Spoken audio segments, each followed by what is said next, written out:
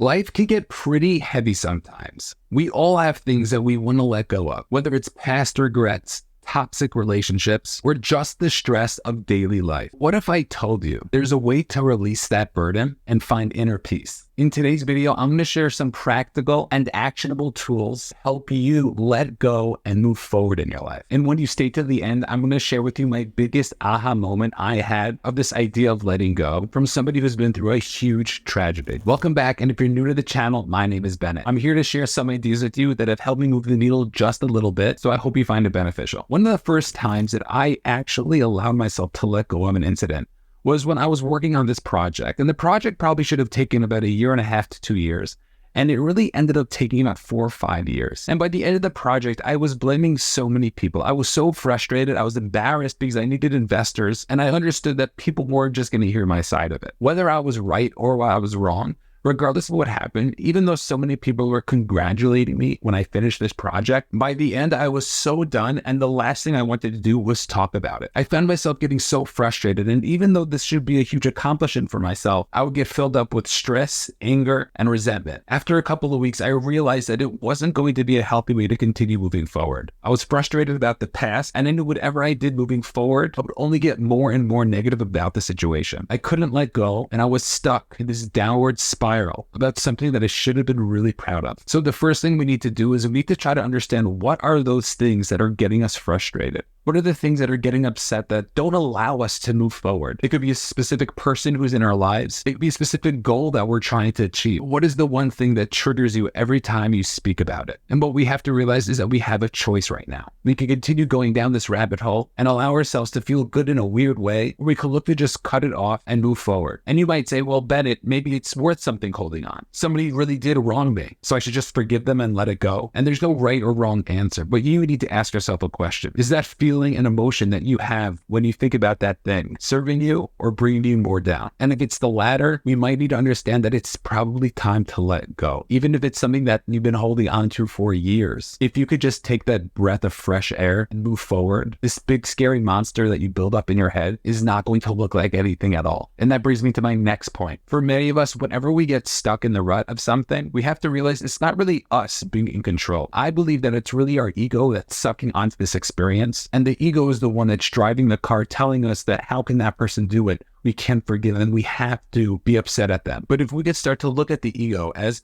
more of like an older brother who's trying to protect us, we could start to get a glimpse of its side of the picture. You see, the ego wants the best for us. And when somebody does something wrong to us, whether we did it to ourselves or whether somebody did it to us, it's there to protect us. And just like we know our older brother probably shouldn't be beating up some little kid who is picking on us, we have to tell our egos to just step back a little bit. We should get the feedback and understand that maybe we are hurt. Maybe somebody did something wrong to us. But then we have to be the person who overcomes it, the person who's allowed to step forward and doesn't hold on to this negative feeling. And that's why the third point is understanding that negativity breeds negativity. Whatever stage of life you're in, if you are surrounded by negative people, you are naturally going to become a more negative person. If you start giving into that frustration, you're only going to get more frustrated and more annoyed. Do you know anybody who is such a negative Nancy that whenever they come into a room, they just suck out all the energy? We need to understand when we are going through things, the more negative we are constantly draining our energy. If you're somebody who's looking to achieve, if you're somebody who's looking to do more with your life, your energy is one of the most important assets that you need to conserve. And by wasting so much of it by thinking about somebody or a certain experience, it's only going to take out so much more of you. You could think about it as a gas tank. And every day we need to get through our day with conserving as much gas as possible. But we have to realize that every time we think about something negative or do something negative, it ends up wasting so much more gas than it should. And it's why so many people, when they think of a certain person or they think of something that happened to them, they could instantly get so emotional and so down. I'm sure you could look at different places in your own life where you started to go in a downward spiral and it only allowed yourself to get even further and further down. We need to stop the negativity. We need to start doing things that are going to bring us up and give us more energy. That being said, if you're somebody who's enjoying this video and you're looking to spread some positive energy, make sure to hit that subscribe button. The next point we have to understand is that whenever we do something negative, whenever we give into that feeling, that frustration, that anger, we end up getting this ironic dopamine hit. And it feels good in the moment. And it feels good because We're right. We should be angry. We should be holding on to a grudge. But we need to start to understand that it's not necessarily about that feeling, because that feeling is only going to dissipate and you're going to be lower from where you started. And this is what happened with me, because every time I would speak to somebody about that project that took longer than expected, I would end up digging my own hole and I would get so upset. I would start telling details that were just not necessary for the story. And what I understood was that I needed to just stop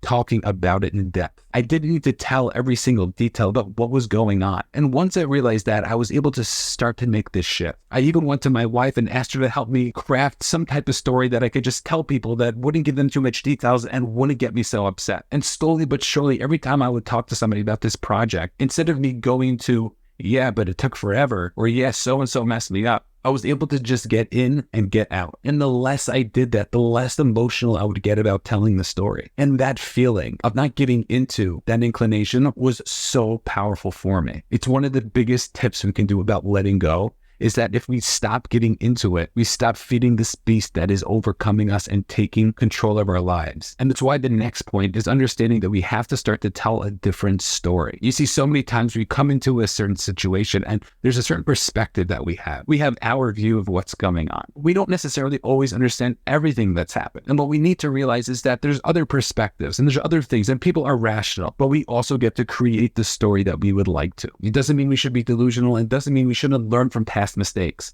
but understand that if we can look to take action by crafting this beautiful story that actually comes to serve us, that could be something that could move us forward. The glass could be half full or it could be half empty, but it really depends on what it is we're focusing on. And for so many people, they get so stuck on what's going on now that they can't take a step back and really see the bigger picture. That although, yes, this was a terrible experience, but now I'm going to be able to learn from it to help other people to not fall into this trap again that might have a bigger expense to it. If you can just get curious a little bit just to see how you can tell that story just a little bit differently, that could be something that can change everything. And it's why it takes me to my next point, because we really have a choice to let go or not. And for so many people, and for myself as well, I was so stuck and not allowing myself to say, hey, you know what? I want to look at this differently. I don't want to really get so involved in the story because I get too emotional about it. I want to really surround myself by the people who are going to help support me and bring more positivity into my life as opposed to more negativity into my life. And if you start to give yourself the power, then you have the possibility of letting go. Letting go could be so powerful, but we have to understand that it starts with us. And the first time it really hit me was when I was thinking about somebody who lost a child in one of the most brutal ways possible. And you would hear this person speak, and they had every right to be upset at God, to be upset at the people involved. They would have every single right to never smile again. But for some reason, this person was able to pick themselves up. This person was able to talk about their child in such a beautiful way, focusing on what that child brought into this world, as opposed to how that child was taken away. And I thought to myself, if this amazing person